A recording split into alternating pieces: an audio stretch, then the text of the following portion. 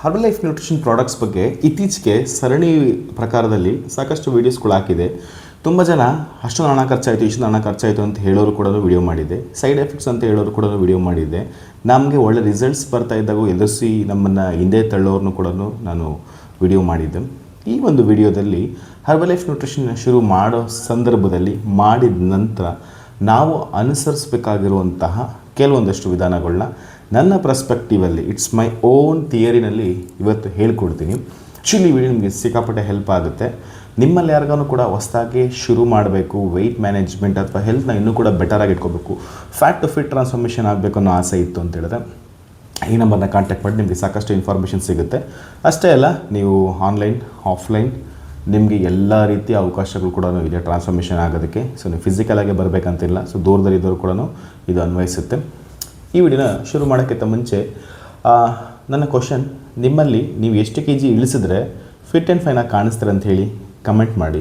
Herbal life ನ್ಯೂಟ್ರಿಷನ್ನ ನೀವು ಯಾವುದೇ ಪ್ರಕಾರದಲ್ಲಿ ಹೋಗಿರಿ, ಅಂದರೆ ಫ್ರೆಂಡ್ಸ್ ಇನ್ವೈಟ್ ಮಾಡಿದ್ದು ಅಥವಾ ರಸ್ತೆನಲ್ಲಿ ನಿಮ್ಗೆ ಇನ್ವೈಟ್ ಮಾಡಿದ್ದು ಅಥವಾ ಸೋಷಿಯಲ್ ಮೀಡಿಯಾದಲ್ಲಿ ಇನ್ವೈಟ್ ಮಾಡಿದ್ದು ಅಥವಾ ಇನ್ನೊಬ್ಬರದ್ದು ರಿಸಲ್ಟ್ಸ್ ನೋಡಿ ಇನ್ಸ್ಪೈರ್ ಆಗಿ ಹೋಗಿದ್ದು, ವಾಟ್ ಎವರ್ ಇಟ್ ಇಸ್, ನೀವು ಹೆಂಗಿದ್ರೂ ಹೋಗಿ, ನೋ ಪ್ರಾಬ್ಲಮ್.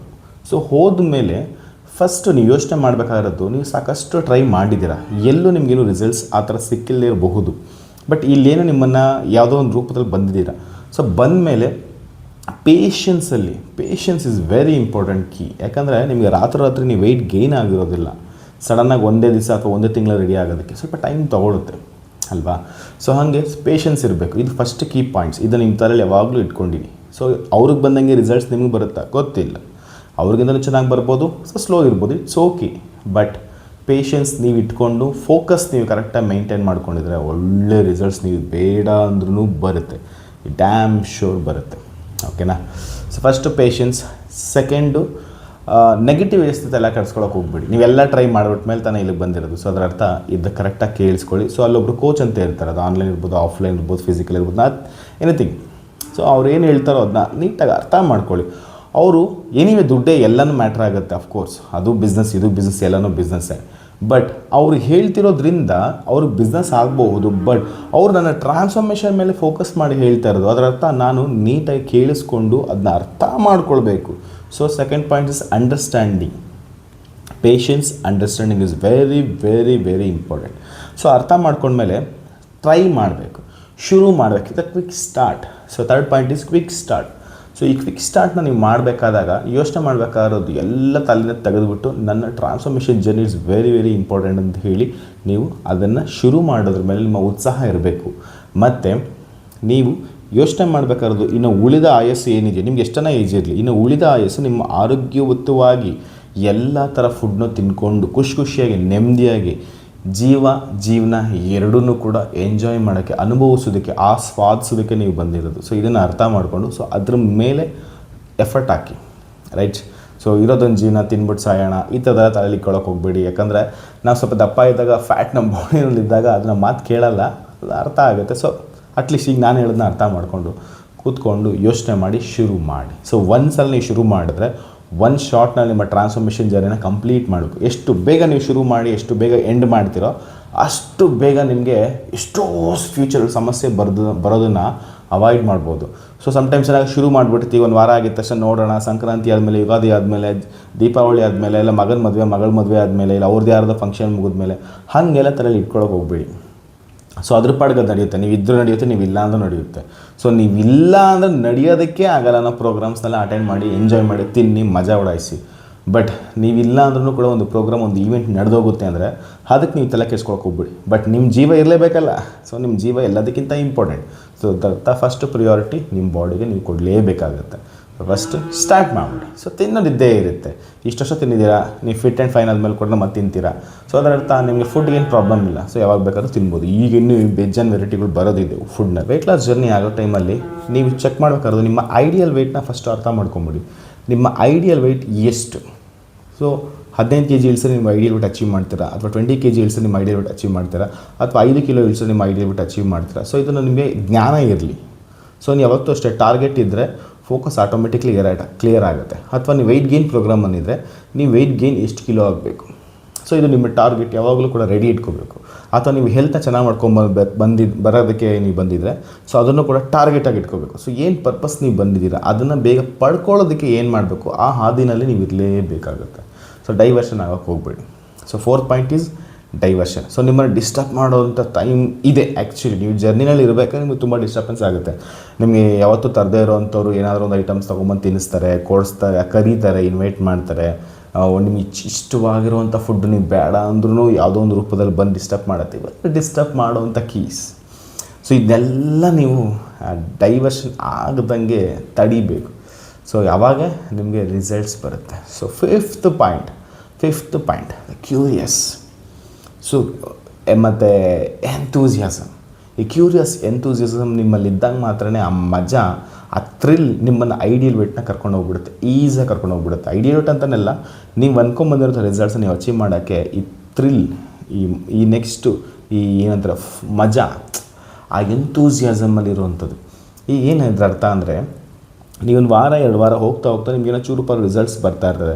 ಸೊ ಅದನ್ನು ಖುಷಿಯಿಂದ ಎಕ್ಸ್ಪೀರಿಯೆನ್ಸ್ನ ಮಾಡ್ತಾ ನೀವು 4-5 ಜನಕ್ಕೆ ಹೇಳೋಕ್ಕೆ ಶುರು ಮಾಡಿ. ಅಂದರೆ ನಿಮ್ಮ ಮನೇಲಿರೋರಿಗೆಲ್ಲ ಹೇಳಿ ಹ್ಯಾಪಿನೆಸ್ನ ಹೇಳೋಕ್ಕೆ ಶುರು ಮಾಡಿದ್ರೆ ಅದು ನಿಮಗಿನ್ನೂ ಜಾಸ್ತಿ ಆಗೋಕ್ಕೆ ಶುರುವಾಗುತ್ತೆ. ನಿಮ್ಮ ಟಾರ್ಗೆಟ್ನ ಅಚೀವ್ ಮಾಡೋಕ್ಕೆ ಅವರು ಕೂಡ ಎಂಕರೇಜ್ ಮಾಡೋಂಥ ಚಾನ್ಸಸ್ ಇರುತ್ತೆ.